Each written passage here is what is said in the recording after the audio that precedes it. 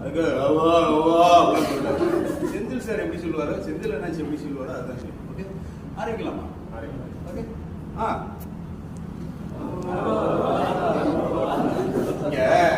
ஒரு அண்ணனால இடுப்புல வளைய முடியல, இப்படி செய்ய பார்ப்போம். பிளெக்சிபிலிட்டின்னு ஒரு விஷயம் இருக்குங்க. மனித உறவுகளுக்குள்ள பிளெக்சிபிலிட்டின்னு ஒண்ணு இருக்கு.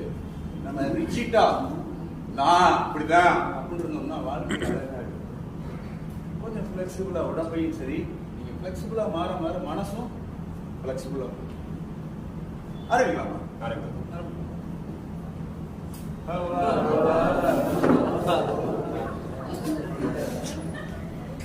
Okay, again.